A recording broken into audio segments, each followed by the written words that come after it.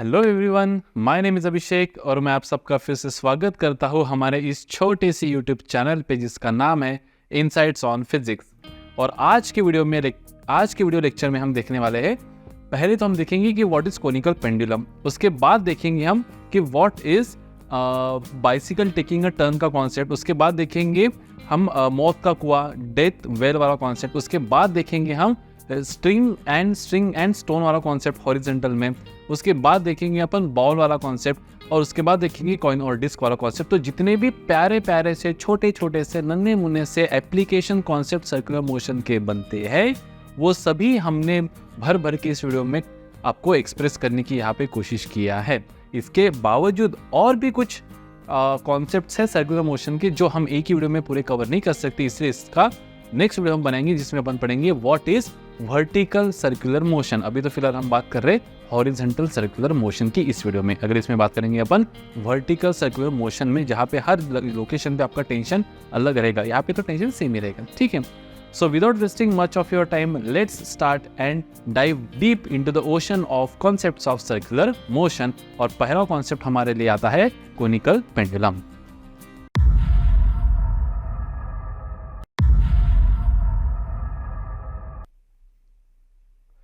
तो बढ़िया से हेडिंग लिख दीजिए कोनिकल पेंडुलम। अब कोनिकल पेंडुलम क्या है सर? कुछ नहीं, देखो ये स्ट्रिंग है, ये बॉब है, इसको अगर आप ऐसा कर दोगे तो ये हो जाएगा simple pendulum, simple harmonic motion, oscillatory motion, जो हमारा यहाँ से 5th 5th 6th 7th chapter होगा, बराबर है। ये हो जाएगा हमारा सिंपल पेंडुलम। हमको सिंपल पेंडुलम नहीं पढ़ना है, हमको क्या पढ़ना है? Conical pendulum. तो क्या करें सर? वही स्ट्रिंग, वही स्पेरिकल बॉब, थोड़ा सा एंगल थीटा से इधर लेके जाओ और ऐसा कर दो, तो ये ऐसा होगा, this will move like this. समझ में आ रहा है?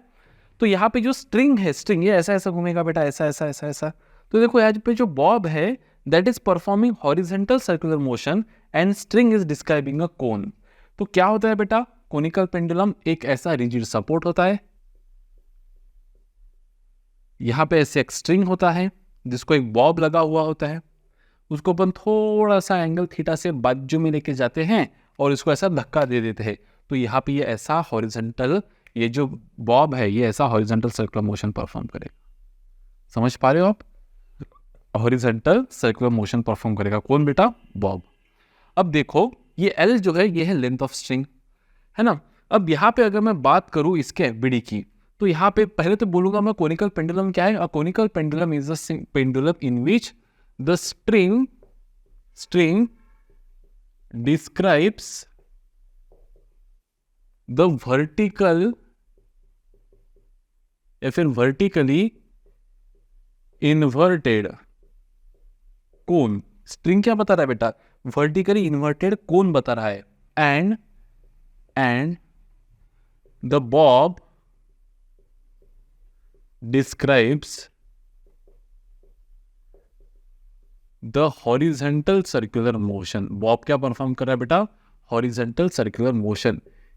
हॉरिजॉन्टल सर्कुलर मोशन ये पढ़ना क्यों इंपॉर्टेंट है sir? Definition and derivation boards में आते हैं ना बेटा, हमको दोनों लिहाज से पढ़ना है, बोर्ड्स के लिहाज से भी पढ़ना है और नीट और जेडब्ल्यू जैसे कॉम्पिटिटिव एग्जाम्स, सीटी जैसे कॉम्पिटिटिव एग्जाम्स के लिहाज से भी पढ़ना है। तो what is the conical pendulum of pendulum in which the string describes the inverted vertically inverted cone and the bobs describes the horizontal circular motion. या फिर thus conical pendulum is a pendulum in which the bob is given such a motion that it describes the horizontal circular motion and the string describes the vertical cone। Clear ये हो गया definition. अब देखो बेटा string में क्या आएगा? String में आएगा तनाव, टेंशन, तो यहाँ पे लिख देंगे अपन टी। अब टी के बन जाएंगे दो कंपोनेंट्स, ये अगर थीटा है तो अल्टरनेट एंगल से ये भी हो जाएगा थीटा, तो ये कंपोनेंट हो जाएगा T cos theta, T sine theta, बराबर है। दो कंपोनेंट्स बन गए। नीचे क्या लगेगा बेटा? नीचे लगेगा वेट mg और बाहर लगेगा इधर सेंट्रीफ्यूगल फोर्स mv²/r लिखो, mr ओमेगा स्क्वायर लिखो या mv ओमेगा लिखो, कुछ भी लिखो, एक ही बात है। तो अपन mv²/r से कार्यक्रम चलेंगे। यहाँ तक सीन क्लियर है बेटा? क्योंकि ये जो बॉब है ये हॉरिजॉन्टल सर्कुलर मोशन परफॉर्म कर रहा है in a circle of radius r, तो सेंट्रीफ्यूगल फोर्स कहाँ लगेगा? अवे फ्रॉम द सेंटर, और सेंट्रीपिटल कहाँ लगेगा? Towards the centre.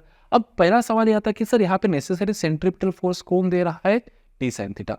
T sine theta is providing the necessary centripetal force for the circular motion which is balancing the centrifugal force. अब थोड़ा सोच के देखो, क्या बॉब यहाँ पे उधर या इधर जाएगा? क्या बॉब यहाँ पे हॉरिजॉन्टली डिस्प्लेस हो रहा है? नहीं। अगर आप देखें तो बॉब की पोजीशन यहाँ से सेंटर से हमेशा कहाँ पे बेटा? वही पे, आर पे ही है, आर पे ही है, आर पे ही है, आर पे ही है, आर पे ही है, आर पे ही है, आर पे ही है, आर पे ही है, आर पे ही है। तो आर पे ही है बॉब। बॉब का जो लोकेशन है सेंटर से वो कितना है बेटा? आर ही है। तो बॉब ना तो हॉरिजॉन्टली उधर जा रहा है ना तो इधर जा रहा है। वैसे ही क्या बॉब ऐसा कर रहा है कि देखो ऐसा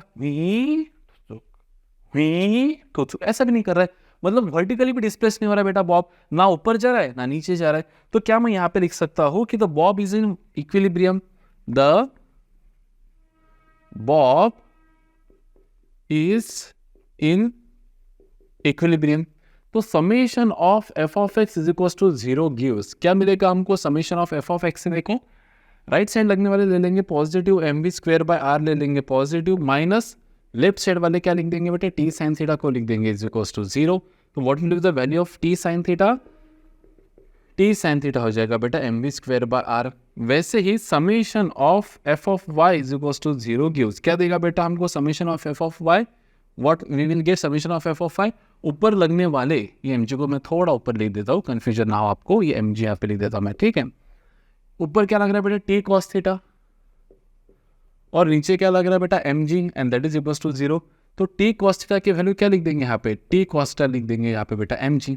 ये हो जाएगा बेटा मेरा इक्वेशन नंबर 1, सॉरी इसको बोलेंगे अपन इक्वेशन नंबर 1 और इसको बोल देंगे अपन इक्वेशन नंबर 2। यहाँ तक सीन क्लियर है? चलो यहाँ पे हम लिख देंगे divide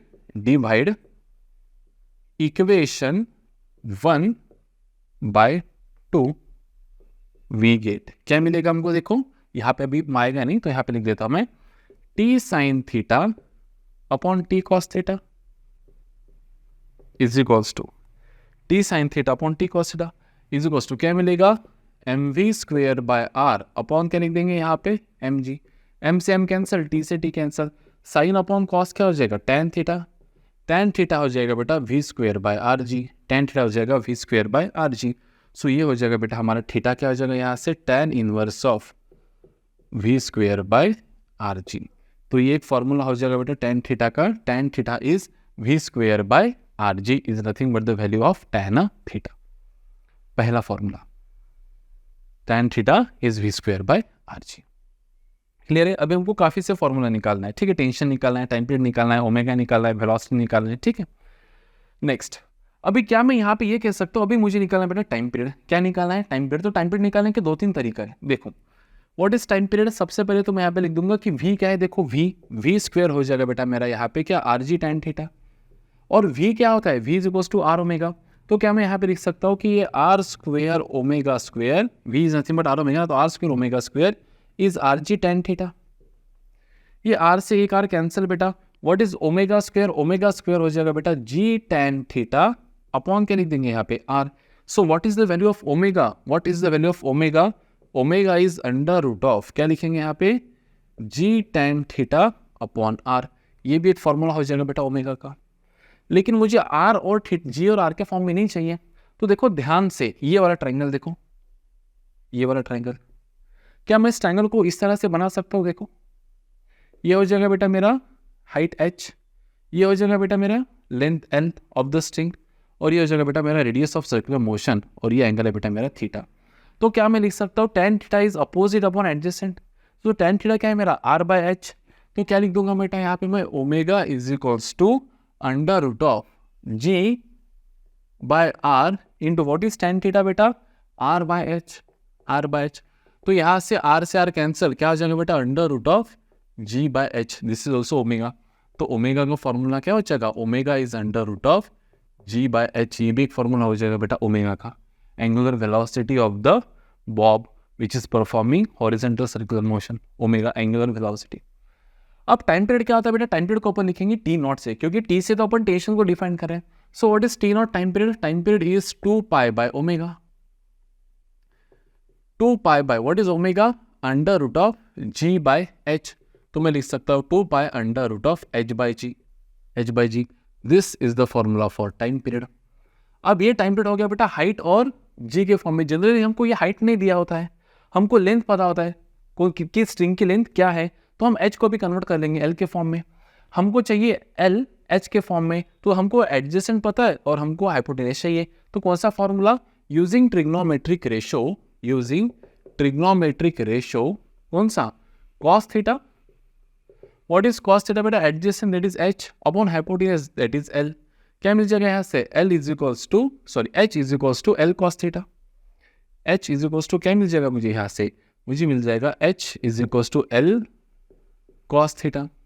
so what will be the value of time period then? T naught की वैल्यू क्या हो जाएंगे? देखो ये हो जाएगा 2 pi under root of what is h? It is l cos theta by g। So time period और एक फॉर्मूला हमको मिल जाएगा, t is equals to 2 pi under root of l by g। This is also the formula for time period of the, किसका time period बेटा? Of this Bob which is performing horizontal circular motion. कि एक rotation को ये कितना समय लगेगा? Time period मतलब क्या? कि एक रोटेशन को लगने वाला समय, that is time period T not. Clear है? अब कोई कोई बुक में ऐसा भी दिया है बेटा कि if theta is very very small, तो क्या हम लिख सकते cos theta is approximately equals to 1। तो क्या मैं यहाँ पे टी नॉट ये भी लिख सकता हूँ बेटा कि T naught is 2 pi under root of l by G. लेकिन देखो ये फॉर्मूला हमको कब इस्तेमाल करना है? कि अगर एंगल जो बन रहा है, वर्टिकल एंगल, ये कैसा बेटा? बहुत ही छोटा है, तभी T naught is equals to 2 pi under root of l by G. नहीं तो फिर T is equals to 2 pi under root of l cos theta by G से ही आपको काम चलाना पड़ेगा। चलाना पड़ेगा नहीं, वही लेजिमिटेड फॉर्मूला है। बस ये कंडीशन, अगर ये कंडीशन बनती है कि भाई थीटा बहुत ही छोटा है, तो cos 0 मतलब 1 ही होता है। अब 0 तो नहीं, 0.01 होगा, 1 डिग्री, 2 डिग्री, 3 डिग्री, तो लगभग लोग 0.9 0.97 वगैरह के वैल्यूज आते हैं। तो it is approximately equals to 1 तो फिर T is equals to 2 pi under root of l by G, इससे भी आप निकाल सकते हैं। और टाइम पीरियड निकालने का एक तरीका है, देखो कौन सा? What is time period? कि एक रोटेशन को कितना समय लग रहा है। तो एक रोटेशन में डिस्टेंस कितना कवर हो रहा है? 2 पाई आर। तो लिख देंगे मैं time is equals to distance 2 pi R upon कितने स्पीड है बेटा? v। तो अगर मैं इसको लिखूँ तो क्या मिलेगा मुझे? देखो 2 pi R upon what is v? It is under root of R ji tan theta, under root of R ji tan theta. देखो अगर मैं इसको सॉल्व करूँ तो मुझे क्या मिलेगा? T naught is equals to 2 pi under root of, R को अंदर डाल दो तो ये क्या हो जाएगा? आर स्क्वेयर अपॉन आर जी टेन थीटा। तो एक आर से एक आर कैंसल, टी नॉट क्या हो जाएगा बेटा? देखो 2 पाई अंडर रूट ऑफ क्या मिलेगा बेटा? R by G tan theta. And what is the value of tan theta? Tan theta opposite upon adjacent, तो आर बाय एच। तो मैं इसको लिख सकता हूँ बेटा T naught is equals to 2 pi under root of R by G into R by H. तो R से R cancel, so what is the value of T naught? It would be 2 pi under root of क्या बेटा? H by G, under root of H by G. This is also the value of T naught, time period 2 pi under root of h by g, है ना? तो ये मैं इसलिए भी आपको निकाल दे, दिख रहा है ना? ये थोड़ा ज़्यादा बारीक हो गया नहीं है, दिख रहा है, अच्छा दिख रहा है, ठीक है। तो ये मैं इसलिए भी आपको निकाल के दिखा रहा हूँ बेटा यहाँ पे कि इसके ऊपर जनरली जो क्वेश्चंस बनते हैं ये फॉर्मूला बेस्ड क्वेश्चन ही बनते हैं। Put the values and enjoy the answer, mark the answer and get the marks. बस आंखें खुली रखना है, नहीं तो आंखें बंद करके काम नहीं करना है, ठीक है। बस बेटा यहाँ पे आपको फॉर्मूले घुमाते आने चाहिए, दैट्स इट। अगर आप फॉर्मूले घुमाने में सक्षम हो, है ना, फॉर्मूले घुमाना है हमको, फॉर्मूले घुमाना है, समझो, फॉर्मूले घुमाना है। फॉर्मूले घुमाने में अगर आप सक्षम हो तो फिर तो ये कॉन्सेप्ट आपको कोनिकल पेंडुलम वाला जम ही जाएगा। क्लियर है बेटा? नेक्स्ट हम निकालेंगे कि what is the value of tension, what is the value of tension, ठीक है। इसको फास्ट आप लिख लो जल्दी से, मैं इरेज कर देता हूँ 1 मिनट में, थोड़ा इधर का ही पार्ट इरेज कर देता हूँ। टेंशन निकालने के लिए हमको थोड़ी जगह चाहिए, बस इसलिए इसको फास्ट में मिटा देंगे, बच्चों का टाइम पास ना हो, ठीक है। 5-6 सेकेंड एक बार आगे ले लो, फास्ट फॉरवर्ड कर लो गप से, थट से, ठीक है। चलो देखो, टू कैलकुलेट टेंशन कैसे निकालेंगे अपन टेंशन? अपन क्या करेंगे, टी नॉट क्या है हमारा टाइम पीरियड और टी क्या है टेंशन। हम क्या करेंगे, इक्वेशन 1 को इक्वेशन 2 को स्क्वेयरिंग एंड एडिंग, क्या लिख देंगे बेटे यहाँ पे? Squaring and adding equation 1 and 2, we get क्या मिलेगा हमको? देखो स्क्वेयर और ऐड करने से, करो इसका square, T square sine square theta, T square sine square theta, plus करो इसको ऐड, क्या लिखेंगे? T square cos square theta. हो गया बेटा, LHS ऐड हो गए। RHS RHS ऐड कर दो, क्या हो जाएगा m square v raise to power 4 upon r square plus m square g square, m square g square. t square को ले लेंगे कॉमन, क्या बचेगा sine square theta plus cos square theta, और इधर क्या बचेगा m स्क्वेयर कॉमन ले ले चलेगा, m स्क्वेयर यहाँ पे बचेगा v raise to power 4 by r square plus लिख देंगे यहाँ पे g square. Sine square theta plus cos square theta क्या हो जाएगा 1, तो यहाँ पे हम इसको लिख देते हैं कि t square is nothing but क्या लिख देंगे बेटा m square v raise to power 4 by r square plus लिख देंगे यहाँ पे g स्क्वेयर। सो t हो जाएगा मेरा, इसका अंडर रूट क्या होता है m, और ये चला जाएगा अंडर रूट में, that is v raise to power 4 by r square plus लिख देंगे बेटा यहाँ पे g स्क्वेयर। या फिर कोई कोई बुक में t is equal to under root of क्या लिखा हो सकता है m square v raise to power 4 by r square plus लिख देंगे बेटा m square g square. This is the formula for tension, this is the formula for tension, ये भी फॉर्मूला है टेंशन का। या फिर आप लिख सकते हो t इज इक्वल टू, ऐसा भी लिख सकते हैं अंडर रूट ऑफ, है ना, M we square by R का होल स्क्वेयर प्लस क्या लिख देंगे यहाँ पे एम जी का whole square, M we square by R का होल स्क्वेयर प्लस एम। वही बात है, ये भी टेंशन ये भी टेंशन, बट आप टेंशन मत लो। क्लियर है बेटा? तो ये हो गया concept of conical pendulum, the concept of conical pendulum. Simple pendulum हमको पढ़ना है सिंपल हार्मोनिक मोशन में। ये कौन सा है बेटा हमारा कोनिकल पेंडुलम। क्लियर है? अब इसके ऊपर हमेशा जितने भी न्यूमेरिकल्स बनेंगे that will be put the values gate the answer. बस आप ये वाला ट्राइंगल एक ध्यान में रखें, ये 90 डिग्री है ना, चलिए खत्म। ठीक है, तो अगर ये फॉर्मूलेज आपके याद है तो आपको न्यूमेरिकल्स आसान इसके ऊपर कवर हो ही जाएंगे। क्लियर है? चलिए बढ़ते हैं हमारे नेक्स्ट कॉन्सेप्ट के ऊपर। तो नेक्स्ट कॉन्सेप्ट है साइक्लिस्ट टेकिंग अ टर्न। अब देखिए साइक्लिस्ट टेकिंग अ टर्न। अब जैसे मान लो कि कोई एक साइक्लिस्ट है। अब देखो मेरे को साइक्लिस्ट बहुत अच्छे से बनाते नहीं है काम, लेकिन थोड़ा सा अपन यहाँ पे बनाने की कोशिश करते कि भाई साहब इस बाइसिकल का पहिया है, ये वो सामने का, ये वो हैंडल वगैरह, और ये इंसान। ठीक है, तो ये हो जाएगा बाइसाइक्लिस्ट टेकिंग अ टर्न। ठीक है, थोड़े पावर नीचे तक आनी चाहिए।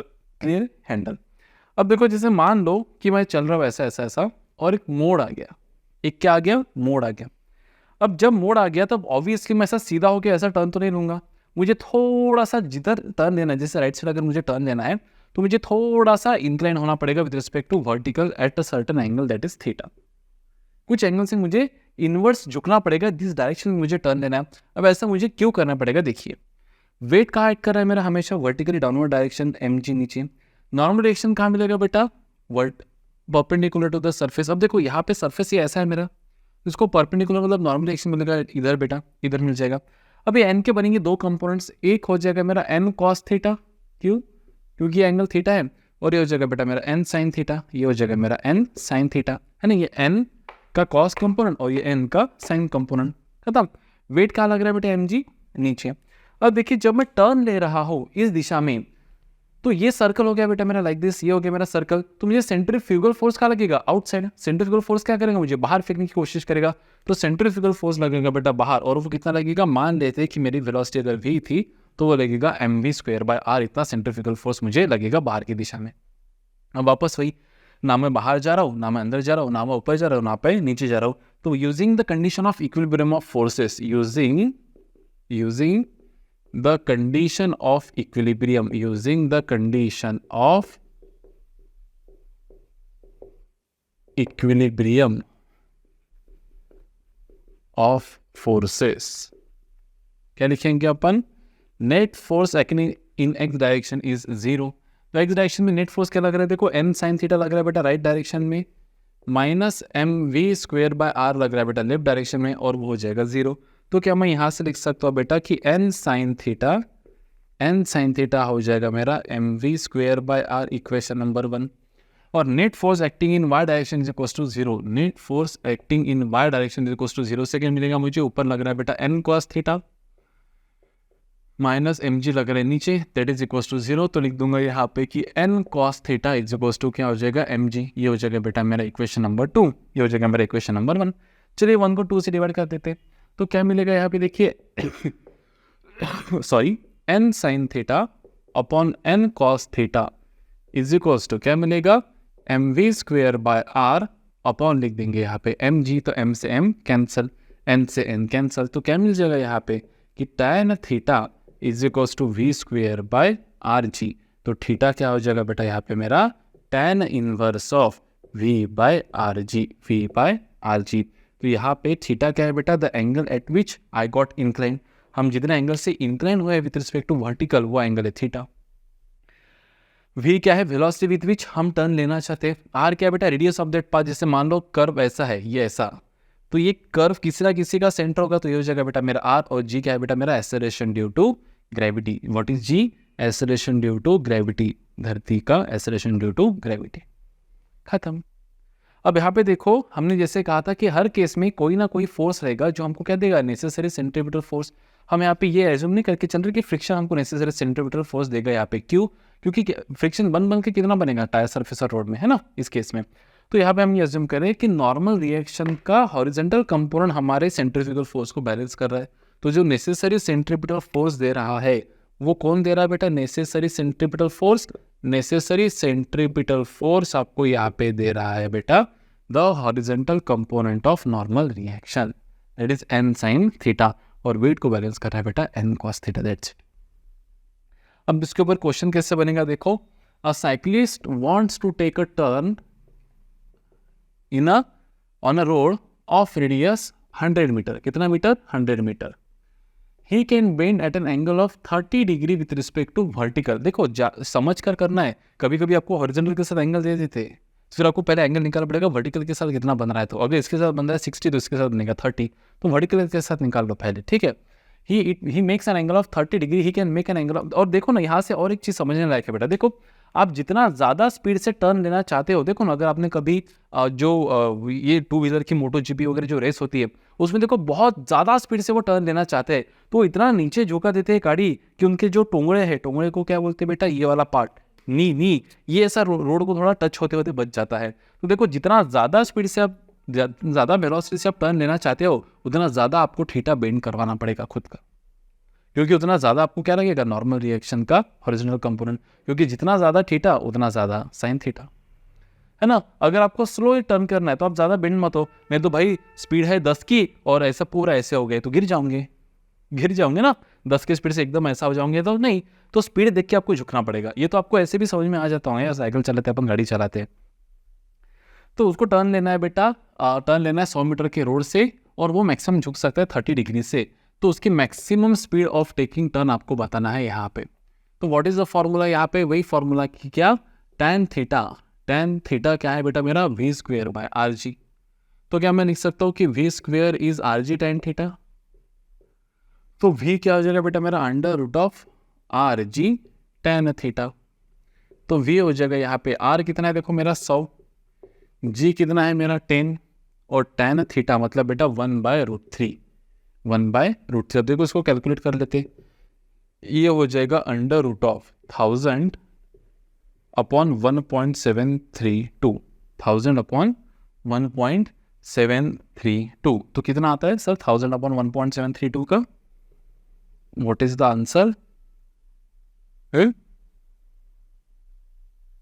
1000 अपॉन 1.732। ठीक है, जो कुछ आंसर आता होगा इसका आप कैलकुलेटर से निकाल सकते हो और यहाँ पे आप लिख देना, ठीक है। So is equals to this will be in meter per second, ठीक है।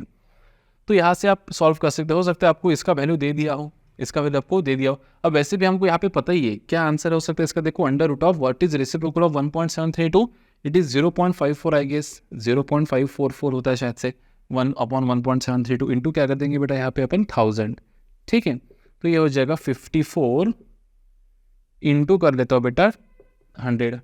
सो what is under root of 54, लगभग ये 7.4 के आसपास आएगा, इंटू 100 का हो जाएगा बाई 10, तो ये हो जाएगा 74 मीटर पर। बाप रे, इतना सारा स्पीड, इतनी स्पीड से जा सकता है वो, होता होगा 74 नहीं, कुछ तो गड़बड़ है दया। हाँ 54 कहाँ आएगा, ये 5.4 आएगा, नहीं 5.4 आएगा, ये आ जाएगा 5.4। ये मैं अप्रोक्सीमेशन पे चल रहा हूँ भाई साहब, मेरे पास कैलकुलेटर नहीं है, पहले बोल रहा हूँ मैं, नहीं तो बोलोगे सर गलत पढ़ा दिए, ये कैलकुलेशन है। तो 5.4 का क्या हो सकता है, 5.4 एक जीरो हमने इसको दे दिया, 5.4 का हो सकता है, देखो 2 का होता है 4, तो ये हो जाएगा लगभग 2.2 वगैरह आसपास होगा कुछ तो भी, ठीक है। 22 का 484, 2.27 वगैरह, 23 का कितना होता है 529, तो 2.23 से ऊपर ही है ये, ठीक है, 2.3 से ऊपर ही है, तो ये हो जाएगा 2.3 इंटू 10, तो लगभग हो जाएगा ये 23 मीटर पर सेकेंड। क्लियर है बेटा सीन। तो इस तरह से only put the values gate the answer type of questions आपको यहाँ पे आ सकते हैं। चलिए लास्ट टाइप पढ़ लेते हैं हम इसमें फास्ट में। नेक्स्ट कॉन्सेप्ट जो हमें यहाँ पे पढ़ना है दैट इज डेथ वेल। कौन सा वेल, डेथ वेल, मौत का कुआं, डेथ वेल लिख देते हैं यहाँ पे, मौत का कुआं, कुहा होता है, हाँ होता है, मुझे पता ही है, मौत का कुआं। अब देखो कैसा सीन है, आप कभी मीना बाजार गए होंगे या फिर आपने कभी देखा होगा, एकदम बढ़िया एग्जांपल मैं आपको बताता हूँ, ऐसा करना नहीं कभी। वॉशिंग मशीन, ऐसे वॉशिंग मशीन जिनको ऊपर की जो लीड होती है वो है ना लीड, वो अगर ग्लास का हो तो आप कभी देखना कपड़ों को धोते वक्त, मतलब कपड़े जब लास्ट में जब कपड़े रिंस होते हैं है ना, तब देखो सेंट्रीफ्यूगल फोर्स लगता है उसके ऊपर, सभी कपड़े जो है ना वो एकदम से, जैसे मान लो ऐसा अगर वो ड्रम होगा, वॉशिंग मशीन का ड्रम अगर कुछ इस तरह से होगा, तो सभी कपड़े जो है ना ये एक्सिस से दूर भागकर यहाँ पे ऐसा वॉल्स पे ऐसा कपड़े यहाँ पे सब चिपक जाते। ऐसा क्यों हो रहा है, ये एक्सिस से, जब एक्सिस जितना फास्ट एक्सिस घूमेगा उतना ज़्यादा कपड़े दूर दूर जाएंगे, और यहाँ पे होते हैं पोर्स। क्या होता है बेटा, यहाँ पे होते हैं पोर्स, और ये पोर्स से क्या होता है, पानी जो होता है पूरा बाहर निकल जाता है ना। तो इनके ऊपर बेसिकली लग क्या रहा है, सेंट्रीफ्यूगल फोर्स लग रहा है। क्या लग रहा है, सेंट्रीफ्यूगल फोर्स। और जितना ज्यादा सेंट्रीफ्यूगल फोर्स इसके ऊपर लगेगा उतना ज्यादा इन वॉल्स इनको क्या मिलेगा बेटा, नॉर्मल रिएक्शन। इन वॉल्स से इनको क्या मिलेगा, नॉर्मल रिएक्शन मिलेगा। इसलिए जितना सेंट्रीफ्यूगल फोर्स लग रहा है उतना ही नॉर्मल रिएक्शन मिल रहा है, इसलिए यहाँ पे ये बैलेंस कंडीशन में है। कैसे कंडीशन में, बैलेंस कंडीशन में। यही सेम प्रिंसिपल यूटिलाइज हो जाता है बेटा डेथ वेल में। कौन से वेल में, डेथ वेल में। मौत का कुआं में क्या रहेगा, एक ऐसा बड़ा सा एकदम ऐसा कुआं टाइप एक ये रहता है प्लेटफॉर्म, ये लकड़ी का वगैरह रहता है मैक्सिमम केस में। अब यहाँ तो हमने जो देखा है ना बेटा, तो टू व्हीलर भी घुमाते हैं, साइकिल भी घुमाते हैं, और मारुति 800 फोर व्हीलर भी हमने इसके ऊपर घूमते हुए देखा था बहुत, जब मैं छोटा था, जब मैं छोटा बच्चा था, बड़ी शरारत करता था, तो मेले में वगैरह जाता था, तो ऐसा वो कुछ देखने को मिलता था। क्लियर है। अब देखो यहाँ पे सीन क्या है कि क्योंकि वो लकड़ी का क्यों होता है, वो आइस का क्यों नहीं होता। अच्छा ठीक है, आइस तो फिजिबल नहीं है बोलना, मेटल का क्यों नहीं होता, क्योंकि स्मूथ नहीं होता ना बेटा, रफ चाहिए हमको, रफ। अब रफ क्यों चाहिए, देखो मान लो ये कोई गाड़ी है, अब गाड़ी कैसे बनाऊं, ठीक है ना, जैसे मान लो ये गाड़ी है, क्या है, कैसी है गाड़ी, ये ऐसी गाड़ी है, ये गाड़ी है, ठीक है, ये गाड़ी है, ये ऐसे इधर घूम रही है, ऐसे घूम रही है, ठीक है, गोल गोल। मान लो गाड़ी का मास m है बेटा, गाड़ी का मास m है, और ये जो रेडियस में घूम रही है इसका रेडियस कितना बेटा r है, रेडियस कितना r है, तो ये गाड़ी के ऊपर बाहर क्या लगेगा बेटा, सेंट्रीफ्यूगल फोर्स। चाहे आप mv²/r लिखो, चाहे आप mv ओमेगा लिखो, चाहे आप mr ओमेगा² लिखो, बात एक ही है। जो फॉर्मेट में आपको चाहिए वो फॉर्मेट में आप यहाँ पे लिख सकते हैं। आपने लिख दिया यहाँ पे, ये लग रहा है बेटा सेंट्रीफ्यूगल फोर्स, जितना जोरों से घूमेंगे जुप जुप जुप उतना ज्यादा सेंट्रीफ्यूगल फोर्स लगेगा बाहर, बराबर है। अब जितना ज्यादा सेंट्रीफ्यूगल फोर्स बाहर लगेगा उतना ज्यादा क्या मिलेगा हमको, नॉर्मल रिएक्शन मिलेगा बेटा, एन, है ना। अरे देखो ना, अगर आप ऐसा ऐसा रप से घुमा रहे तो ऑब्जेक्ट्स कहाँ जा रहे, देखो ना, थोड़ा गौर के देखो, यहाँ पे जितना ज्यादा सेंट्रीफ्यूगल फोर्स लगेगा, जितना ज्यादा सेंट्रीफ्यूगल फोर्स लगेगा उतना ज्यादा क्या मिलेगा, है ना, नॉर्मल रिएक्शन मिलेगा। यहाँ पे शैडो आ रही है क्या, जितना ज्यादा यहाँ पे सेंट्रीफ्यूगल फोर्स मिलेगा उतना ज्यादा क्या मिलेगा यहाँ से, नॉर्मल रिएक्शन। शैडो आ रही है क्या, उतना ज्यादा क्या मिलेगा यहाँ पे, नॉर्मल रिएक्शन। अब नॉर्मल रिएक्शन कहाँ से मिल रहा है बेटा, देखो नॉर्मल रिएक्शन मिल रहा है आपको वॉल से, यहाँ पे सेंट्रीफ्यूगल फोर्स कहाँ लग रहा है बेटा, इधर, यहाँ पे सेंट्रीफ्यूगल फोर्स लग रहा है उधर, और सेंट्रीफ्यूगल फोर्स को कौन कर रहा है बेटा, यहाँ पे अपोज, नॉर्मल रिएक्शन कर रहा है। कौन अपोज कर रहा है यहाँ पे, नॉर्मल रिएक्शन। तो जितना ज्यादा सेंट्रीफ्यूगल फोर्स रहेगा उतना ज्यादा क्या रहेगा, नॉर्मल रिएक्शन। अब ये गाड़ी को नीचे कौन खींचना चाहता है, कौन गिराना चाहता है, इसका खुद का अपना वेट, दैट इज mg। कौन गिराना चाहता है, इसका वेट mg। अब इसको बचाएगा कौन, बचाएगा फ्रिक्शन, क्योंकि जब मोशन होना चाहेगा नीचे तो फ्रिक्शन बोलेगा रुक भाई पहले मेरी परमिशन तो ले ले, मैं कितना लग सकता हूँ पूछ तो ले, तो मैं लग सकता हूँ म्यू एन, कितना लग सकता हूँ म्यू एन। लेकिन म्यू एन क्या है, एन एक तो mv²/r है, या फिर एन एम वी ओमेगा है या फिर N M are omega square है। तो हम ये वाला एम आर ओमेगा स्क्वायर वाला ले लेंगे। कौन सा ले लेंगे बेटा? एम आर ओमेगा स्क्वायर वाला। ठीक है, अब गाड़ी पे 4 टोटल फोर्सेस लग रहे हैं बेटा। कितने फोर्सेस लग रहे हैं बेटा? टोटल 4। कौन से देखो, ध्यान दो। गाड़ी पे बाहर लग रहा है एम आर ओमेगा स्क्वायर, इधर लग रहा है बेटा नॉर्मल रिएक्शन एन, नीचे लग रहा है बेटा एम जी, और ऊपर लग रहा है बेटा friction F which is equal to mu times the normal reaction. और एन कितना है? M are omega square. तो यहाँ पे मैं लिख दूंगा mu M are omega square is nothing but frictional force which is being applied. Clear है से नहीं आता? अब मुझे यहाँ पे बताइए, यहाँ पे M are omega square mu M are omega square यहाँ पे लिख दे दो। शायद से मैंने यहाँ पे गलत लिखा था कुछ तो। ठीक है, अब यहाँ पे गाड़ी न गिरने की कंडीशन क्या है? Condition for the vehicle not to fall. क्या इंग्लिश है सर आपकी? वाह, नॉट टू फॉल।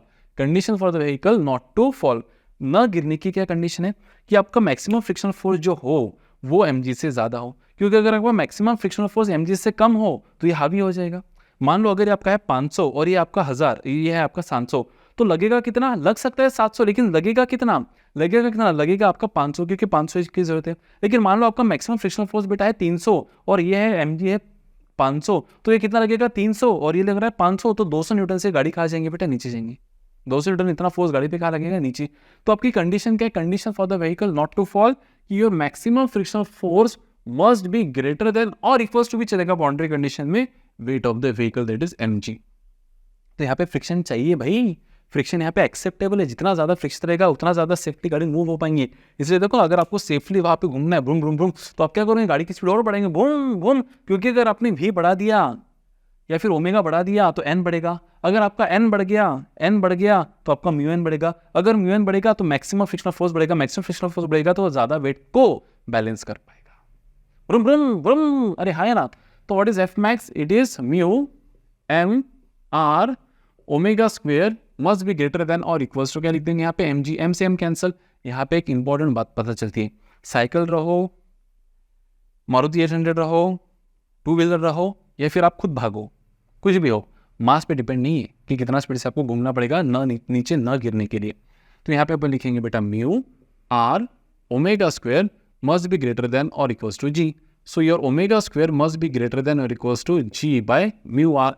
तो यहाँ पे अपन लिखेंगे कि omega should be greater than और equals to under root of ji by mu R. So boundary condition क्या रहेगी बेटा? कि omega must be greater than G by mu are.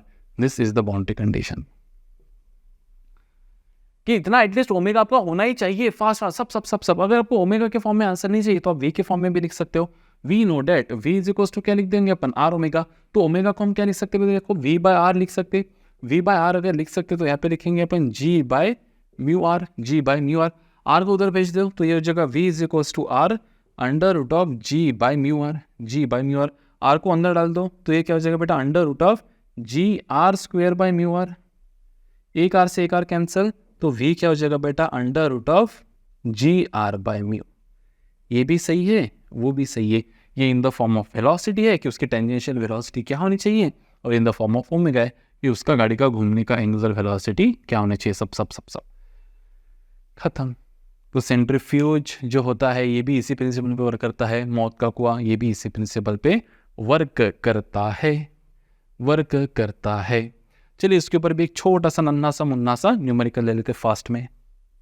चलिए 2 न्यूमेरिकल सम यहाँ पे कनेक्ट करने की कोशिश करते हैं। न्यूमेरिकल सम लिखेंगे नहीं, समझने की कोशिश करेंगे। कि जैसे मान लीजिए कि वही वॉशिंग मशीन है हमारी, क्या है? वॉशिंग मशीन, और इसके अंदर हमने डाल दिया एक कपड़ा। भाई साहब कपड़ा डाल दिया, ठीक है। अब जो कपड़ा है ऐसा यहाँ पे चिपक चुका है। ये कपड़ा और इसके बीच में जो कोएफिशिएंट ऑफ फ्रिक्शन है वो है 0.5। कितना है? 0.5। कपड़े का जो मास है m, वो आपको मास दिया है बेटा, मास दिया है आपको मात्र 2 kg का कपड़ा। हेवी जींस है एकदम बढ़िया से, ठीक है। अब सवाल ये है कि इस रोटर ने कितने स्पीड से घूमना चाहिए, ओमेगा से घूमना चाहिए, ताकि ये कपड़ा नीचे ना गिरे, वहीं पे बना रहे। तो सीन क्या है? देखो ये कपड़ा बना देते। सबसे पहले ये कपड़ा बन गया। कपड़े के बाहर क्या लगेगा बेटा? इस साइड में लगेगा एम आर ओमेगा स्क्वायर, क्योंकि ओमेगा पूछा इसलिए मैं ओमेगा लिख रहा हूँ। अगर वेलोसिटी पूछा होता लीनियर वेलोसिटी की कितनी लीनियर स्पीड से घूमना चाहिए तो M we square by R लिख देता, ठीक है। ये जो आपको रेडियस दिया है रोटर का, ये दिया है 0.5 मीटर। कितना दिया है बेटा ये रेडियस? 0.5 मीटर। तो लग रहा है mr ओमेगा स्क्वायर। इधर क्या मिलेगा बेटा? इधर मिलेगा नॉर्मल रिएक्शन। वॉल से इसको क्या मिलेगा? इधर नॉर्मल रिएक्शन। नीचे क्या लगेगा बेटा? इसका वेट लगेगा mg, और ऊपर क्या लगेगा बोलो? Mu N, that is frictional force. Clear है? अब सबसे पहले अपन यहाँ पे लिख देते हैं कि ये कपड़ा कब नहीं गिरेगा। द कपड़ा will not fall when maximum frictional force की जो वैल्यू है दैट इज ग्रेटर देन और equals to the weight mg। Maximum frictional force कितना है हमारा? Mu times normal reaction should be greater than और equals to mg। And what is normal reaction? n, n is mr omega square. तो यहाँ पे अपन लिख देते हैं mu m r omega square is greater than और इक्वल्स टू mg। तो m से m कैंसल, क्या लिखेंगे? Mu r omega square must be greater than और equals to g। So what would be the value of omega? Omega square must be greater than or equals to g by mu r, g by mu r। तो मैं लिख सकता हूँ boundary condition में कि omega हमारा at least कितना होना चाहिए बेटा? g by mu r। इससे ज़्यादा रहा तो चलेगा, लेकिन कम रहा तो नहीं चलेगा, कपड़ा गिर जाएगा। तो लिख देंगे यहाँ पे omega is equals to under root of, है ना, कैलकुलेटर रेडी रखिए प्लीज। ये g की वैल्यू कितनी है हमारी? g की वैल्यू है 10। g की वैल्यू कितनी है हमारी? 10 अपॉन म्यू कितना है हमारा? 0.5, और r कितना है हमारा? देखो r भी है 0.5। क्या बात, क्या बात, क्या बात। तो लिख देंगे बेटा यहाँ पे omega is equals to under root of 10 upon, ये हो जाएगा बेटा 0.25। 0.25 मतलब होता है 1/4, 1/4 मतलब ये हो जाएगा 40, और 40 होता है बेटा लगभग जितना मैं समझ सकता हूँ 6.5 के आसपास, नहीं 6.4 के आसपास हो जाएगा, 6.35 के आसपास वगैरह, 6.32। ठीक है, लिख लेंगे यहाँ पे 6.3 रेडियन पर सेकेंड स्क्वायर, रेडियन पर सेकेंड। ओमेगा ना ये बहुत बढ़िया हो गया, पता है ऐसा क्यों हो गया? अच्छा हो गया। 6.3 मतलब क्या होता है पता है? 2 पाई। तो लिख देंगे यहाँ पे भाई साहब 2 पाई रेडियन पर second is the angular velocity. Minimum इतने इससे घूमना चाहिए, मतलब 1 सेकेंड में 2 पाई मतलब 1 रोटेशन तो मारना चाहिए उसने 1 सेकेंड में। 2 पाई रेडियन मतलब क्या? 1 रोटेशन। कितने सेकेंड में? 1 सेकेंड में, है ना? क्लियर है? अब देखो गौर से देखो, मान लो कि अगर म्यू कम होता, अगर म्यू कम होता, अगर म्यू क्या होता? कम। म्यू कम होता तो कपड़ा नीचे न गिरने की कंडीशन जो है उसका जो ओमेगा है वो और बढ़ जाता बेटा।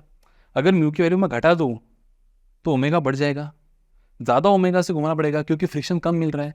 फ्रिक्शन कम है तो फास्ट घुमाना पड़ेगा ताकि उतना सेंट्रीफ्यूगल फोर्स कवर। देखो सेंट्रीफ्यूगल फोर्स उतना कवर हो, मतलब म्यू उतना नॉर्मल रिएक्शन मिले ताकि म्यू एन मिलके बराबर mg जितना हो जाए, है ना? तो अगर स्मूथ सरफेस है तो ज़्यादा स्पीड से घुमाना पड़ेगा। क्यों? क्योंकि अगर स्मूथ सरफेस है तो म्यू हो रहा है कम, अगर म्यू कम हो रहा है तो बढ़ाना क्या पड़ेगा? n को, ताकि f उतना ही बना रहे। अब n को बढ़ाना पड़ेगा तो कैसे बढ़ाएंगे? m तो नहीं बढ़ा सकते, कपड़े का मास चेंज कर सकते नहीं, रेडियस चेंज कर सकते, ड्रमर का नहीं चेंज कर सकते। ओमेगा तो फास्ट घूमा भाई साहब, क्योंकि n बढ़ाना है। n इसलिए बढ़ाना है क्योंकि म्यू कम हो रहा है ताकि m वही बना रहे, इसलिए है। तो इस तरह से भी हम इसको थॉट प्रोसेस से पढ़ सकते हैं। दूसरा बेटा वही कि मान लो कोई गाड़ी है, गाड़ी इस बार 2 व्हीलर को घुमाएंगे अपन, वही ठीक है। 2 व्हीलर का मास मान लेते हैं, 2 व्हीलर हो गई हमारी, 2 व्हीलर का मास मान लेते हैं अपन 100, कितना मान लेते बेटा? 10 kg मान लेते। कितना मान लेते? 10 kg। और ये रेडियस ले लेते अपन यहाँ पे 5 मीटर का रेडियस। कितने मीटर का रेडियस ले लेते बेटा? 5 मीटर का। और टायर और उसके बीच में कोएफिशिएंट ऑफ फ्रिक्शन ले लेते बेटा 0.2। कितना ले लेते हैं? 0.2। तो बताइए व्हीकल की क्या गति होनी चाहिए ताकि ये नीचे ना गिरे? वापस वही काम, सुंदर डायग्राम। तो ये बना दिया मैंने व्हीकल, ठीक है, ये बन गया बेटा, मान लो मेरा ये हो जाएगा व्हीकल, है ना। इधर क्या लग रहा है बोलो? mv² लिखूंगा मैं अभी, mv²। क्यों? क्योंकि ओमेगा ने मुझे v चाहिए। इधर क्या मिलेगा बेटा? इधर मिलेगा नॉर्मल रिएक्शन। नीचे क्या लगेगा बोलो? नीचे लगेगा mg, और ऊपर क्या लगेगा बेटा? मेरा force of friction which is equals to mu times the normal reaction. अब नीचे ना गिरने की कंडीशन क्या है कि mg should be greater than और इक्वल्स टू, क्या लिख देंगे बेटा यहाँ पे? Mu N. मतलब लिखेंगे कि mg should be greater than और इक्वल्स टू म्यू mv², क्या लिख देंगे यहाँ पे? r। m से m कैंसिल बेटा, तो क्या लिख दूंगा मैं? अरे नीचे ना गिरने की कंडीशन गलत होगी ना हमारी। Friction should be greater than weight, frictional force should be greater than weight. तो क्या लिख देंगे यहाँ पे? देखो rg by mu should be less than और इक्वल्स टू, क्या लिख देंगे बेटा यहाँ पे? v²। या फिर मैं इसको ऐसा भी लिख सकता हूँ क्या कि v² should be greater than और इक्वल्स टू कितना? gr by mu. तो v must be is equals to कितना लिख देंगे बेटा, G are by mu, boundary condition. मतलब इससे ज़्यादा वेलोसिटी रहे तो चलेगा, मतलब एटलीस्ट वेलोसिटी कितना होना चाहिए बेटा, वेलोसिटी इससे ज़्यादा या फिर इतनी होनी चाहिए। फिर इतनी होनी चाहिए मतलब कितनी बेटा, under root of ji are by mu होनी चाहिए, at least g are by mu तो होनी चाहिए। तो क्या लिख देंगे यहाँ पे, v is equals to under root of G क्या है बेटा मेरा 10, आर देखो आर कितना है बेटा, आर है मेरा 5 और म्यू कितना बोला मैंने 0.2। तो ये हो जाएगा बेटा 50 बाय 0.2। 0.2 मतलब लिख सकता हूँ मैं 2/10, बराबर है। ये 2 1 जार 2 कितने जार बेटा 5 जार, तो वी हो जाएगा बेटा मेरा अंडर रूट ऑफ 250। और 250 को मैं लिख सकता हूँ 25 10 जार, 25 10 जार मतलब हो जाएगा बेटा 5√10। √10 की वैल्यू होती है बेटा मेरा 5 × 3.16, तो ये लगभग हो जाएगा बेटा 15.8 मीटर पर सेकेंड। इतनी स्पीड से तो भी एटलीस्ट वो गाड़ी ने भागना ही चाहिए। ISO बराबर है 15.8 के आसपास, कुछ होगा 15.8 वगैरह, है ना, थोड़ा एक रफ कैलकुलेशन में। तो ये 2 एग्जांपल्स हो गया बेटा किसके ऊपर, डेथ व्हील के कॉन्सेप्ट के ऊपर। चलिए और एक बढ़िया से कॉन्सेप्ट पढ़ते हैं, कौन सा वाला सर, अभी हम पढ़ेंगे कॉन्सेप्ट ऑफ गोफन स्ट्रिंग एंड स्टोन। तो नेक्स्ट है स्ट्रिंग एंड स्टोन न्यूमेरिकल्स। कौन से बेटा, स्ट्रिंग एंड स्टोन न्यूमेरिकल्स। लिख देंगे यहाँ पे string and stone numericals, string and stone numericals. अब देखिए कि जैसे मान लो यहाँ पे अपन जो कंसिडर करें, अपने को स्ट्रिंग एंड स्टोन न्यूमेरिकल्स आगे चलकर भी पढ़ना है, लेकिन वर्टिकल सर्कुलर मोशन में। फिलहाल अपन जो पढ़ रहे that is horizontal circular motion में स्ट्रिंग एंड स्टोन न्यूमेरिकल्स। कौन सा, हॉरिजॉन्टल सर्कुलर मोशन में स्ट्रिंग एंड स्टोन न्यूमेरिकल्स। तो हमको एक स्ट्रिंग लेना है जिसका लेंथ L है, उसको गोल गोल घुमाना है इस तरह से, है ना। अब जैसे मान लो यहाँ पे जो स्ट्रिंग है इसका लेंथ L, मतलब ये हो जाएगा radius of our circle. Stone का मास m है, तो सेंट्रीफ्यूगल फोर्स क्या लग रहा होगा, mv²/r लग रहा होगा, या फिर mr⍵² लग रहा होगा, या फिर mv⍵ लग रहा होगा। ये तीनों में से कुछ भी लग सकता है। और अगर सेंट्रीफ्यूगल फोर्स बाहर लग रहा है बेटा, तो स्ट्रिंग में क्या डेवलप हो रहा है, टेंशन। और स्ट्रिंग में अगर टेंशन डेवलप हो रहा है तो that value is nothing but T। अब जितना सेंट्रीफ्यूगल फोर्स बाहर लगेगा उसको कौन बैलेंस करेगा, the tension in the string. तो सीधा हम यहाँ पे लिख सकते हैं कि the tension in the string is nothing but mv²/r, या फिर mr⍵², या फिर इज इक्वल्स टू लिख देंगे यहाँ पे mv⍵। ये तीनों भी क्या हो गया बेटा, वैल्यूज ऑफ टेंशन। खत्म, इतना कॉन्सेप्ट है हॉरिजॉन्टल सर्कुलर मोशन का। वर्टिकल सर्कुलर मोशन में अलग अलग जगह पे टेंशन अलग अलग रहेगा, जो हम अगला वीडियो लेक्चर में कवर करेंगे। अब इसमें वापस वही put there is get the answer. आपको ये भी बोल सकते हैं कि भाई एक स्टोन है जिसका मास है 2 kg का स्टोन है, ठीक है, उसको हम मैक्सिमम कितने स्पीड से घुमा सकते हैं in a circle of radius is equals to 2 metre, ताकि टेंशन इन द स्ट्रिंग जो मैक्सिमम टेंशन स्ट्रिंग में आ सकता है वो आ सकता है यहाँ पे। Tension in the string maximum ले लेंगे अपन यहाँ पे 50 न्यूटन। कितना ले लेंगे बेटा, 50 न्यूटन। कि 50 न्यूटन के ऊपर स्ट्रिंग टेंशन नहीं सह सकती, तो जब तक टेंशन 50 न्यूटन नहीं आता तब तक उतने स्पीड तक अपन उसको घुमा सकते हैं, है ना। अगर ज़्यादा स्पीड से घुमा दिया और अगर mv²/r की वैल्यू टेंशन को और कम करके चली जाए, क्या हो जाएगा, स्ट्रिंग टूट जाएगा। तो क्या मैं यहाँ पे लिख सकता हूँ कि necessary centripetal force in this case कौन दे रहा है बेटा, mv²/r दे रहा है। अब क्यों मैंने यही फॉर्मूला लिखा, क्योंकि हमको ओमेगा थोड़ी दिया है, हमको v और r दिया है, तो मैंने ये फॉर्मूला लिख दिया। अब देखो हमको क्या निकलना है बेटा, v²। तो टी मैक्सिमम क्या हो सकता है हमारा, टी मैक्सिमम हो सकता है हमारा 50। मास कितना हो जाएगा हमारा, मैक्सिमम मास हो जाएगा हमारा 2। v² हमको निकालना है और रेडियस कितना दिया है हमको बेटा 2। सो 2 से 2 कैंसल, v² की वैल्यू कितनी बन रही है यहाँ पे 50। तो क्या मैं वही लिख सकता है बेटा अंडर रूट ऑफ 50, और अंडर रूट ऑफ 50 मतलब लगभग ये हो जाएगा अप्रोक्सीमेटली 7 मीटर पर सेकेंड, है ना। 49 किसका है, 7 का, तो लगभग हम अप्रोक्सीमेशन पे लिख सकते हैं यहाँ पे 7 मीटर पर सेकेंड। खत्म। एक ऐसा ही बहुत बढ़िया न्यूमेरिकल है जो आपको कभी पूछ सकते हैं, है ना। मैं वो न्यूमेरिकल यहाँ पे वापस से एक बार आपको लिख के बता देता हूँ कि कौन सा न्यूमेरिकल है वो, तो इसी कॉन्सेप्ट पे आधारित है। देखिए जैसे मान लो कि एक स्ट्रिंग है जिसका लेंथ है बेटा 3L। कितना है लेंथ, 3L। लेंथ कितना है, 3L है, और उसको अपन उस पे बने 3 आइडेंटिकल मास के बीड्स लगा दिए, ठीक है। ये स्ट्रिंग हो गया हमारा, इसका लेंथ है टोटल 3L, इसमें हमने तीन आइडेंटिकल बीड्स लगा दिए जिसका मास है M आइडेंटिकल मास, और ये जो लेंथ है ये है L, ये है L, ये है L, और यहाँ से हम इसको घुमा रहे हैं, इसको ऐसा घुमा रहे हैं बेटा, ये सेंटर है O, है ना। एक स्ट्रिंग है जिसका लेंथ है 3L, इक्वी डिस्टेंटली हमने तीन आइडेंटिकल मास के बीड्स लगा दिए और ऐसे उसको घुमा रहे लाइक दिस, ठीक है। आपको पूछा गया है कि what is the ratio of tension in this sector, in this segment and in this segment, क्या रेशियो रहेगा टेंशन का ये सेगमेंट्स में। तो कैसे करेंगे देखो, ध्यान दो। जैसे मान लेते हैं कि यहाँ पे वापस से बना देंगे हम डायग्राम, ठीक है। ये पहला सेगमेंट, ये दूसरा सेगमेंट और ये तीसरा सेगमेंट। मान लेते हैं कि यहाँ पे टेंशन कितना है T1, मान लेते कि यहाँ पे टेंशन कितना है T2, लिखाइए, और मान लेते कि यहाँ पे टेंशन कितना है मेरा T3, बन गए। अब हर जगह का हम हर बीड के ऊपर क्या निकालेंगे बेटा, हर बीड का निकालेंगे अपन FBD। तो इस बीड के ऊपर देखो कितना सेंट्रीफ्यूगल फोर्स लग रहा है बेटा, इधर कितना सेंट्रीफ्यूगल फोर्स लग रहा है, ध्यान दो, इस पे सेंट्रीफ्यूगल फोर्स लग रहा है, मास M है ना।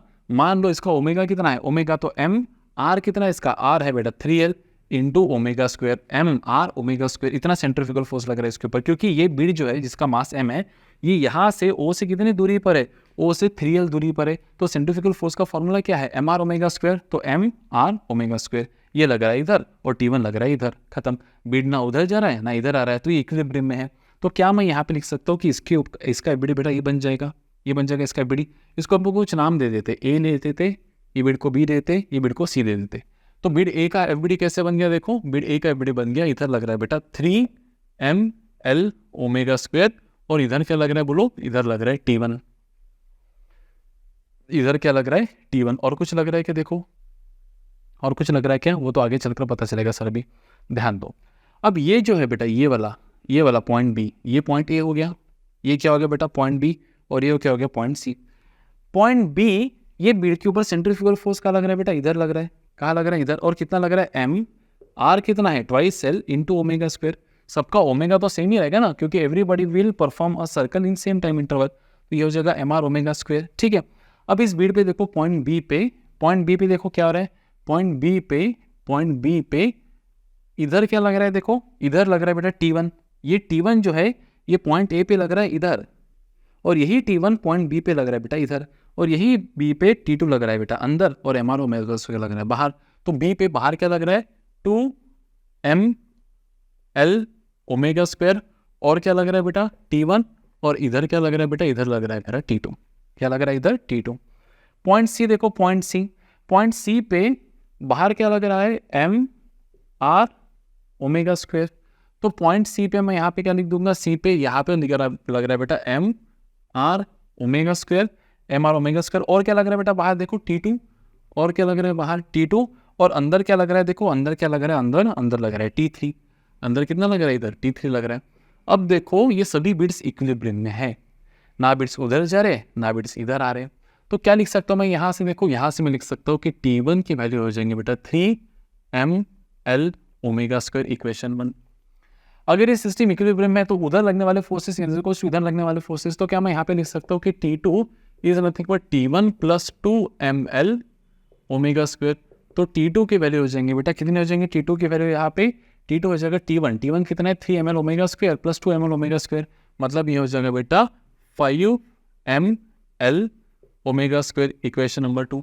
और अगर ये भी इक्विलिब्रियम में है तो यहाँ पे मैं क्या लिख सकता हूँ बेटा कि T3 इज इक्वल्स टू क्या बेटा T2 plus ML omega square. तो वैल्यू ऑफ T3 क्या हो जाएंगे आपकी, T2 मतलब 5ML omega square plus ML omega square मतलब 6ML ओमेगा स्क्वायर, ये हो जाएंगे value of T3।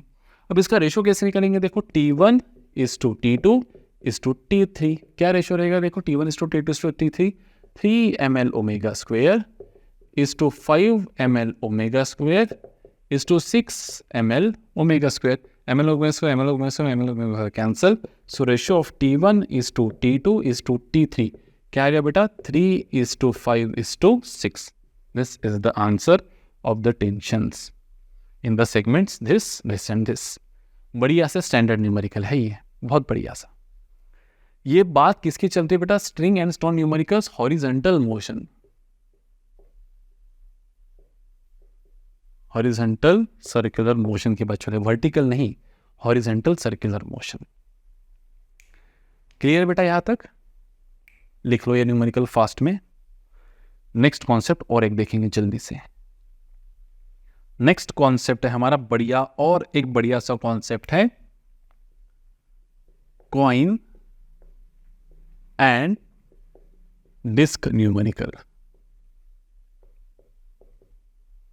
Coin and disc numerical क्या है? कॉइन एंड डिस्क न्यूमेरिकल देखिए, जैसे मान लो यहां पे कोई कैसी डिस्क है, ग्रामाफोन की है, फिर कुछ भी एक डिस्क है ऐसी, ठीक है, मेरा ड्राइंग अच्छा नहीं है, सॉरी, ठीक है। ये डिस्क है जिसका रेडियस आपको कुछ दिया है, ठीक है, जिसका रेडियस आपको कुछ दिया है, और ये डिस्क इस एक्सिस के अलोंग घूम रही है with constant angular velocity omega, ठीक है। अब यहाँ पे ये डिस्क से कुछ ही दूरी पर यहाँ पे एक कॉइन को रखा है, ऐसा कॉइन है ये, ठीक है, ये कॉइन जिसका मास m है। अब ये जो कॉइन है ये घूमेगा बेटा कुछ इस तरह से हॉरिजॉन्टल सर्कुलर मोशन, बराबर है। अब थोड़ा सोच के देखो, disc slow slow slow slow slow slow घूम रही है, तो ये कॉइन जहाँ है यहाँ से डिस्टेंस r पे ही है, गोल गोल गोल गोल घूम रहा है। अगर डिस्क की स्पीड में स्लोली स्लोली बढ़ाते गए, डिस्क की स्पीड में स्लोली स्लोली अगर बढ़ाते गया, ओमेगा अगर मैं स्लोली स्लोली बढ़ाते गया, तो क्या होगा, इसके ऊपर और ज़्यादा सेंट्रीफ्यूगल फोर्स लगते जाएगा, M R omega square. M तो वही है बेटा, चेंज होगा क्या? नहीं। आर भी वही है, चेंज होगा क्या? नहीं। क्या क्या बढ़ते जाएगा बेटा? ओमेगा बढ़ते जाएगा। अगर ओमेगा बढ़ते गया, ओमेगा अगर बढ़ते गया तो एम आर ओमेगा स्क्वायर मतलब सेंट्रीफ्यूगल फोर्स बढ़ते जाएगा, जो सर्कुलर मोशन डिस्टॉर्ट करना चाहते हैं। फिर ऐसा कौन सा फोर्स है जो उसको नेसेसरी सेंट्रीपिटल फोर्स देकर सर्कुलर मोशन को बरकरार रखने की कोशिश करेगा? तो वो है फ्रिक्शनल फोर्स। इसका वेट नीचे कितना लगेगा बेटा? नीचे मतलब डिस्क के अंदर वो कितना लगेगा बेटा? लगेगा mg। ऊपर क्या मिलेगा इसको? Normal reaction n। तो फ्रिक्शनल फोर्स क्या लगेगा बेटा? एफ मैक्स, वो लगेगा इधर, वो लगेगा इधर। अब अगर आप गौर से देखें तो इस केस में नॉर्मल रिएक्शन कितना मिल रहा है? Normal reaction, the normal reaction which is obtained by the disc in this case, normal reaction n की वैल्यू क्या हो जाएंगे बोलो? It is equals to mg, it is equals to mg। Frictional force maximum disc को कितना मिल सकता है? देखो, मान लो अगर म्यू है coefficient of friction between disc and this coin, coin और डिस्क के बीच में जो कोएफिशिएंट ऑफ फ्रिक्शन है वो अगर म्यू है, तो मैक्सिमम फ्रिक्शनल फोर्स क्या हो जाएगा बेटा? म्यू टाइम्स नॉर्मल रिएक्शन, तो ये हो जाएगा बेटा म्यू mg। कितना हो जाएगा? Mu mg। अब गौर से देखो, जो हमारा सेंट्रीपिटल फोर्स हम जो ला सकते हैं, सेंट्रीपिटल फोर्स जो इसको नेसेसरी सेंट्रीपिटल फोर्स देगा सर्कुलर मोशन होने के लिए, उसकी वैल्यू एक लिमिटेड है, सीमित है, क्योंकि म्यू चेंज नहीं हो सकता डिस्क और कॉइन के बीच का, मास ऑफ कॉइन चेंज नहीं हो सकता और जी चेंज नहीं हो सकता, तो इसकी अपनी एक वैल्यू है। अगर इस वैल्यू को m are omega square surpass करके आपने इतने जोर से घुमा दिया, इतना ज्यादा ओमेगा दे दिया इसको कि ये जो वैल्यू है एम आर ओमेगा स्क्वायर, ये इसको क्या कर गई? सरपास कर गई, तो ये डिस्क, ये जो कॉइन है ये कहाँ चला जाएगा बेटा? This will fly off the disc. So what is the necessary condition that this coin will perform circular motion? The necessary condition, सोचो, the necessary condition that the coin should perform circular motion क्या है? perform circular motion क्या है? कि जो उसका maximum frictional force है that should be greater than or equals to mr omega square। मतलब ये जो म्यू mg है ये ज़्यादा होना चाहिए mr ओमेगा स्क्वायर से बेटा। वापस यहाँ से m कट गया, मतलब ये does not depends on the mass of the coin, तो क्या मैं यहाँ पे लिख सकता हूँ कि mu g is greater than r omega square? मतलब भी मैं लिख सकता हूँ कि mu ji by r must be greater than और इक्वल्स टू ओमेगा स्क्वायर। मतलब अगर डिस्क ना गिरे तो उसकी कंडीशन ये है कि ओमेगा इस वैल्यू से कम होना चाहिए। ओमेगा किस वैल्यू से कम होना चाहिए? Under root of mu ji by r से ओमेगा कम होना चाहिए। तो बाउंड्री कंडीशन क्या है? मैक्सिमम कितना हो सकता है omega? Mu ji by r. इससे ज़्यादा अगर ओमेगा हो गया तो वो जो कॉइन है वो क्या हो जाएगा बेटा? Fly of. वो सर्कुलर मोशन नहीं करेगा, सेंट्रीफ्यूगल हावी हो जाएगा, और वो सर्कुलर मोशन परफॉर्म नहीं करेगा तो वो उड़ जाएगा।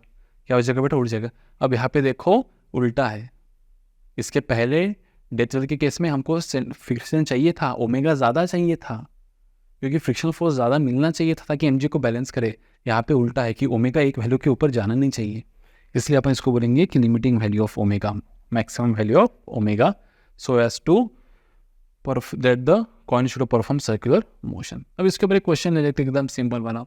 मान लो एक कॉइन, एक डिस्क है जिसका रेडियस आपको दिया है बेटा 1 मीटर और कॉइन रखा है सेंटर से 0.5 मीटर पे, तो आपको ये आर से कोई लेना देना नहीं है। अरे ये कितना आ रहा है, इससे कोई लेना देना है कि नहीं।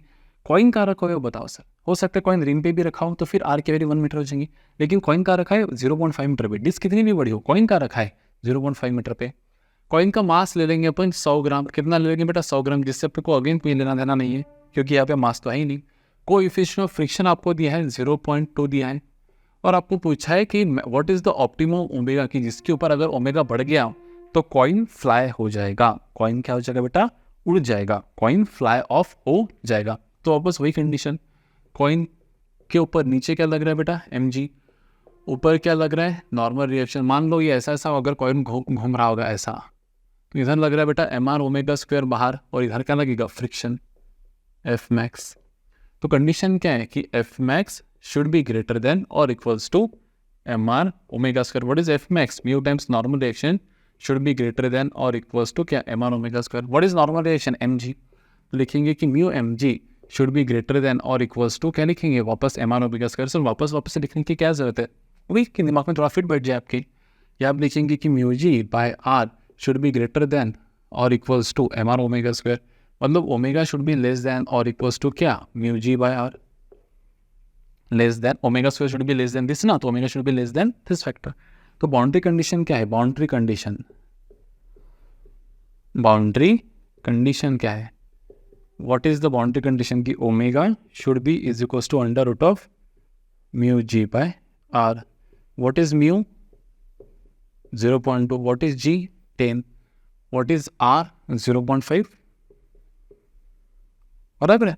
ये 2 जार ये 5 जार, तो 2/5 कितना होता है 0.4, तो लिख देंगे यहाँ पे अंडर रूट ऑफ 0.4 ही होता है ना, हम ही 2/5 0.4, तो 0.4 इंटू 10 क्या हो जाएगा 4 मतलब हो जाएगा 2 रेडियन पर सेकेंड। क्या परफेक्ट आंसर आ गया यार, मैंने तो सोचा भी नहीं था, अपन ने सही किया ना। लेकिन 2/5 मतलब 0.4 इंटू 10 बराबर है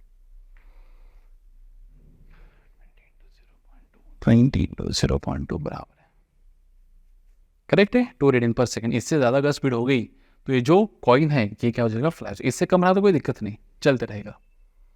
अब मान लो आपने अगर कॉइन के ऊपर और कॉइन रख दिया तो क्या ये ओमेगा चेंज होगा, 2 कॉइन्स रख दिया आपने तो क्या ओमेगा चेंज होगा, देखो क्या ओमेगा मास पे डिपेंड कर रहा है, नहीं तो नहीं होगा, तभी भी फ्लाई ऑफ हो जाएगा, है ना।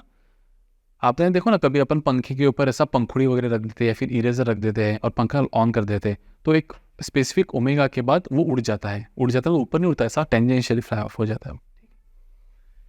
तो ये था और एक concept related to the circular motion, ठीक है। एक लास्ट कॉन्सेप्ट ले लेते बेटा, न्यूमेरिक थोड़ा बड़ा हो रहा है वीडियो लेकिन सभी एक इस पे कवर कर लेते ताकि आपको 10 वीडियो ना देखना पड़े, ठीक है। एक लास्ट कॉन्सेप्ट ले लेते फास्ट में, लास्ट एक कॉन्सेप्ट है बेटा, इसको अपन बहुत फास्ट में निपटा देंगे, ठीक है। देखो बाउल एंड मार्बल, मान लो ये एक सेमी हेमिस्फेरिकल बाउल है कुछ इस तरह से ना, इस तरह से ऐसा एक बाउल ले लेंगे अपन, ठीक है, सेमी हेमिस्फेरिकल बाउल। देखो ना आप कांच का एक बाउल लो, उसके अंदर एक छर्रा मार्बल टाइप कुछ डाल दो और बाउल को ऐसा ऐसा ऐसा ऐसा ऐसा ऐसा करो, ठीक है, बाउल को ऐसा घुमाओ ओमेगा से, क्या होगा वो छर्रा भी इसके अंदर घूमेगा। आप जितना फास्ट उसको घुमाओगे उतना ऊपर ऊपर ऊपर ऊपर वो छर्रा जाते जाएगा, बराबर है। अब मान लेते हैं कि छर्रा जो है, छर्रा मतलब मार्बल मान लो यहाँ पे है और यहाँ पे ये ऐसा सर्कुलर मोशन परफॉर्म कर रहा है, समझ में आ रहा है नहीं आ रहा है। आपने देखो ना कभी किया होगा ऐसा, अपन एक शेंगदाना डालते बॉल में और उसको ऐसा ऐसा ऐसा ऐसा घुमाते या फिर ऐसा घुमाओ उसको, तो क्या होगा इसके ऊपर थोड़ा सा उसको अगर आपने इक्विलिब्रियम से डिवेट कर दिया उस किसको शेंगदाने को या फिर छर्रे को, तो ऊपर ऊपर ऊपर ऊपर जाते जाता है वो, बराबर है। अब ऐसा क्यों होता है, क्योंकि उसके ऊपर लगते जाता है बेटा सेंट्रीफ्यूगल फोर्स। क्या लगते जाता है सेंट्रीफ्यूगल फोर्स। अब जैसे मान लो कि आप एक स्पेसिफिक वेलोसिटी से इसको घुमा रहे हो, ओमेगा से घुमा रहे हो, और ये जो है बाउल इसको आप स्पेसिफिक एंगुलर वेलोसिटी ओमेगा से आप इसको क्या कर रहे हो बेटा घुमा रहे हो, है ना, और ये छर्रा थोड़ा ऊपर चला गया है यहाँ पे।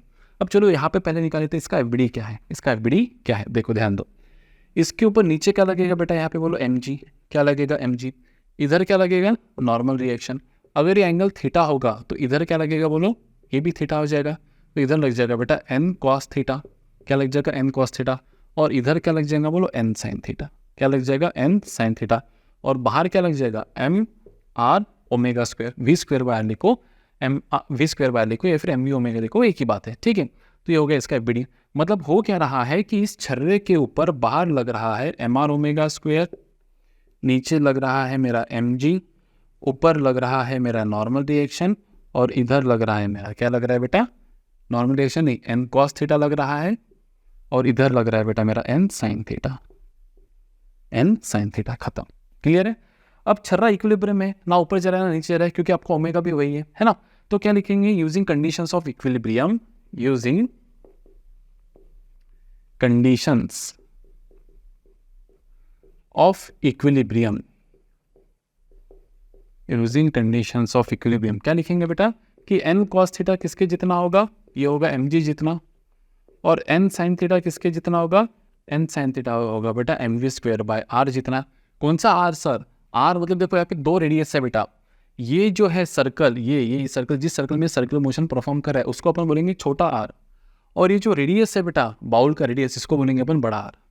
तो कंफ्यूज नहीं होना है, कंफ्यूज करेंगे भी आपको। ये जो है ये वाला ये बड़ा आर है, और ये जो है ये छोटा आर है, ये वाला ये छोटा आर है और ये बड़ा आर है। This is radius of bowl, this is radius of bowl, and this is the radius in which it is performing circular motion.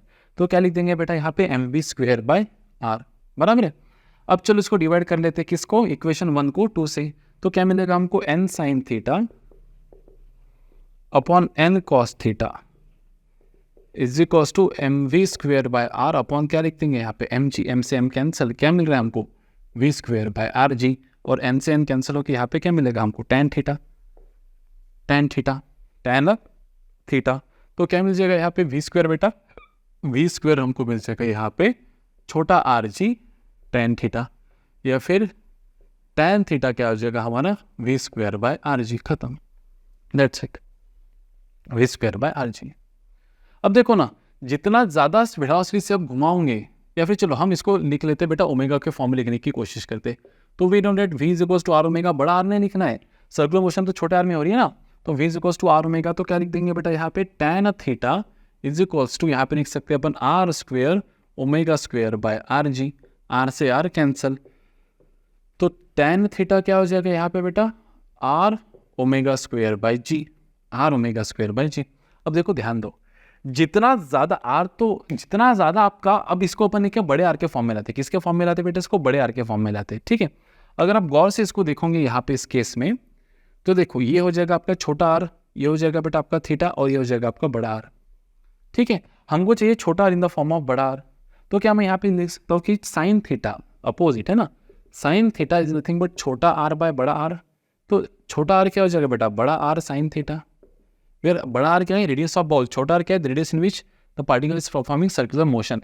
तो क्या मैं इसको ऐसे भी लिख सकता हूँ बेटा कि छोटा आर जो है वो है मेरा आर साइन थीटा, इंटू क्या लिखेंगे बेटा यहाँ पे ओमेगा स्क्वेयर बाय क्या लिख देंगे G, and that is nothing but equals to sine theta by cos theta, क्योंकि इट इज टेन थीटा ना, tan theta is sine theta by cos theta.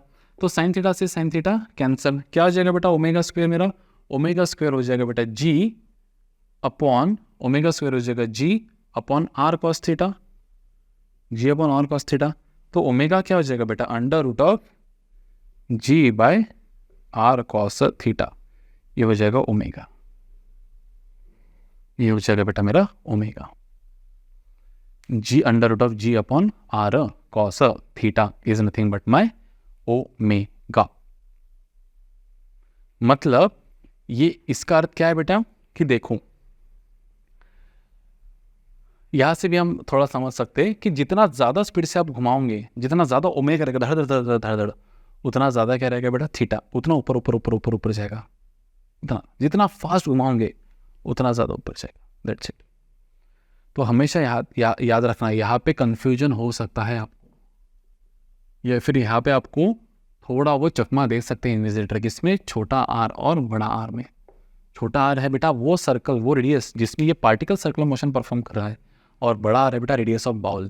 तो हमेशा सोच समझ के यहाँ पे थोड़ा कार्यक्रम करना, नहीं तो हमारा गेम हो जा सकता है। समझ में आ रहा है आप लोगों को? तो सॉरी क्योंकि वीडियो काफ़ी बड़ा सा हुआ, लेकिन जितने भी एप्लीकेशन सर्कुलर मोशन के इसमें थे वो सभी हमने एक पूरे इसमें लेने की यहाँ पे क्या किया है, कोशिश किया है, ताकि आपको 10 वीडियोस अलग अलग ना देखना पड़े, है ना। 15-15 मिनट के 5-6 वीडियो देखने से अच्छा 1-1.5 घंटे का देख लो, बात खत्म कर लो, लेट्स इट खत्म। तो ये था बेटा कुछ एप्लीकेशंस ऑफ सर्कुलर मोशंस। इसके पहले क्या इसमें हमने देखा था what is angle of banking on curved road. बाकी सभी एप्लीकेशंस, मैक्सिमम एप्लीकेशंस हमने इसमें देखने की कोशिश किया। कुछ बेसिक न्यूमेरिकल्स भी हमने यहाँ पे लिए ताकि आपको थोड़ा एक्वेंट हो जाए न्यूमेरिकल्स के साथ साथ। देखो मैं आपको वापस वही बात बोल रहा हूँ कि जब हमारी थ्योरी पूरी हो जाएंगी तो अब आप बिल्कुल टेंशन मत लो, जितने ज़्यादा न्यूमेरिकल्स हम ले सकते उतने ज़्यादा न्यूमेरिकल्स हम लेने की कोशिश करेंगे, लेकिन पहले हमें प्लीज़ थ्योरी कंप्लीट करनी दीजिए यार। क्लियर है सीन।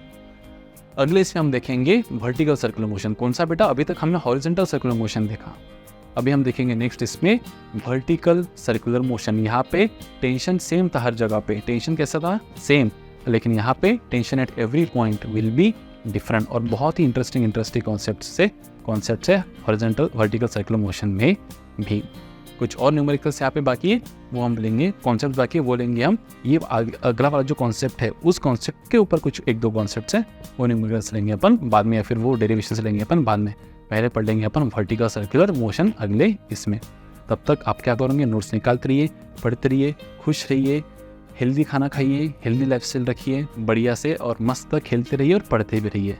नोट्स निकालते रहिए और बढ़िया से आगे बढ़ते रहिए अपनी लक्ष्य की ओर। मिलते हैं अगले इसमें वर्टिकल सर्कुलर मोशन के वीडियो में, तब तक बाय।